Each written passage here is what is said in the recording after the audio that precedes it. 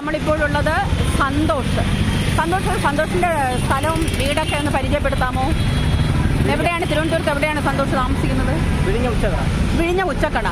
അതായത് നമ്മളിപ്പോൾ സന്തോഷിനോട് ചോദിക്കുന്നത്, കഴിഞ്ഞ 9 വർഷങ്ങളായി തൻ്റെ ഒരേ ഒരു സഹോദരൻ ശ്രീജീവിൻ്റെ കൊലപാതകം, അതായത് പോലീസിന്റെ അനാസ്ഥ കൊണ്ട് കൊല്ലപ്പെട്ട ഒരു ആളാണ് ശ്രീജീവ് എന്നാണ്, കുളത്തൂർ സ്വദേശി ശ്രീജീവ് എന്നാണ് ശ്രീജീവിന്റെ സഹോദരൻ വിശ്വസിക്കുന്നത്. ശ്രീജിത്ത് കഴിഞ്ഞ 9 വർഷങ്ങളായി ശ്രീജിത്ത് ഈ ഒറ്റയാൾ സമരവുമായിട്ട് നമ്മുടെ സെക്രട്ടറിയേറ്റിന്റെ മുമ്പിലുണ്ട്.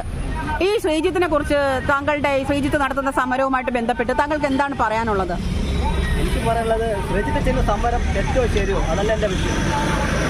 കുറേ വർഷം കൊണ്ട് അദ്ദേഹം ഇവിടെ കിടക്കുന്ന ഞാൻ കാണുന്നുണ്ട്. അപ്പോൾ എൻ്റെ ചിന്തയിൽ തോന്നി ഞാൻ നമ്മുടെ കേരള മുഖ്യമന്ത്രിക്ക് ഒരു കത്തയച്ചായിരുന്നു. ശ്രീജിത്ത് ചെയ്യുന്ന സമരം തെറ്റാണെങ്കിൽ ശ്രീജിത്ത് അവിടെ നിന്ന് മാറ്റാൻ വേണ്ടി. അപ്പോൾ എനിക്ക് കിട്ടിയ റിപ്പോർട്ട് ഞാനത് ഈ ചാനലിൽ ഏൽപ്പിക്കുന്നുണ്ട്.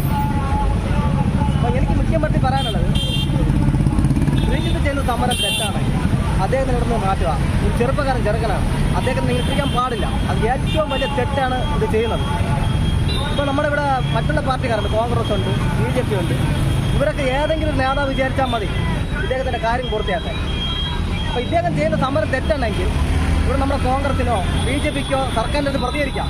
താങ്കൾക്ക് എന്ത് തോന്നുന്നു? ഇത്രയും 9 വർഷങ്ങളായിട്ട് ഈ ചെറുപ്പക്കാരൻ സെക്രട്ടേറിയറ്റിന് മുമ്പിൽ ഇങ്ങനെ നിന്നിട്ടും ഒരു രാഷ്ട്രീയ പാർട്ടിക്കാരും അദ്ദേഹത്തിനൊരു നീതിക്ക് വേണ്ടി ശ്രമിച്ചില്ല എന്നുള്ളതിനെ കുറിച്ച് താങ്കൾക്ക് എന്താണ് താങ്കളുടെ അഭിപ്രായം? താങ്കൾക്ക് എന്താണ് അതിൽ നിന്ന് തോന്നുന്നത്? ശ്രീജിത്തിന് മരിക്കുമ്പം കുറേ ഓഫർ കൊണ്ട് കൊടുക്കും, അതാണ് എൻ്റെ ഉദ്ദേശം. കുറേ ഓഫറും കൊടുക്കും, പിന്നെ അന്ന് വീടില്ലെങ്കിൽ അദ്ദേഹത്തിന് വീട് വെച്ച് കൊടുക്കും, ഇതെല്ലാം ചെയ്യും. ഇത് ചാവുമ്പോൾ മാത്രം കൊടിയും പിടിക്കുന്ന രാഷ്ട്രീയക്കാരാണ് ഇവിടെ ഉള്ളത്. താങ്കൾ എന്തുകൊണ്ടാണ് ഈ പ്രശ്നത്തിൽ ഇടപെടാൻ താങ്കൾക്ക് തോന്നിയത്? ശ്രീജിത്തിന് മുൻപരിചയമുണ്ടോ? അങ്ങനെ മുൻപരിചയം ഇല്ല. ഞാൻ ഒരു വഴിയാത്രക്കാരനാണ്. അപ്പോൾ അദ്ദേഹം ഇങ്ങനെ ഒരു ചെറുക്കനാണ്. അപ്പോൾ അദ്ദേഹം ഇങ്ങനെ കിടക്കുമ്പോൾ ഞാനൊരു മനുഷ്യനാണ്. ആ ഒരു മനുഷ്യൻ എന്ന് പറയുമ്പോൾ സ്ഥിരമായിട്ടൊരു ചെറുക്കൻ ഇവിടെ കിടക്കുമ്പോൾ എൻ്റെ മനസ്സിൽ കുറ്റബോധം ഉണ്ടായി. എന്തുകൊണ്ട് അദ്ദേഹം ഇവിടെ കിടക്കണം എന്നുള്ള ആ രീതിയിലാണ്, എൻ്റെ ഒരു ഇഷ്ടത്തിലാണ് ഞാൻ കൊണ്ട് കംപ്ലൈന്റ് കൊടുത്തത്. കംപ്ലൈന്റ് കൊടുത്തപ്പോൾ കംപ്ലൈന്റ് ആർക്കാ കൊടുത്തത്? ഞാൻ മുഖ്യമന്ത്രിക്കാണ്. നമ്മുടെ അതായത് പിണറായി സർക്കാരിനാണോ കംപ്ലൈന്റ്? അതെ. അപ്പോൾ എനിക്ക് കിട്ടിയ റിപ്പോർട്ട് എന്ന് പറയുന്നത്, സർക്കാർ പറയുകയാണെങ്കിൽ പോലീസിനെ മാറ്റാൻ പറ്റുള്ളൂ എന്ന് പറയും. ആ റിപ്പോർട്ടിന് താങ്കൾ കൊടുത്ത പരാതിക്ക് ഗവൺമെന്റിൽ നിന്ന് കിട്ടിയ റിപ്പോർട്ടിന്റെ കോപ്പി താങ്കളുടെ കൈവശമുണ്ടോ?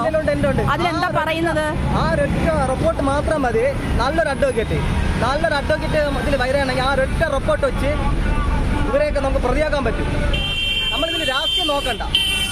താങ്കൾക്ക് ഏതെങ്കിലും രാഷ്ട്രീയമുണ്ടോ? താങ്കൾ ഏതെങ്കിലും രാഷ്ട്രീയ പാർട്ടിയുടെ ആളാണോ? ഇല്ല. ഞാൻ ഒരു രാഷ്ട്രീയ ഇതുമില്ല, ഒരു രാഷ്ട്രീയ അംഗമല്ല. ഞാൻ പൊതുജനമാണ്. കാരണം ഞാനൊരു ചെറുപ്പക്കാരനായതുകൊണ്ടാണ് അദ്ദേഹം ഇവിടെ കിടക്കണമെന്നുണ്ട് ഞാൻ പ്രതികരിക്കാൻ കാരണം.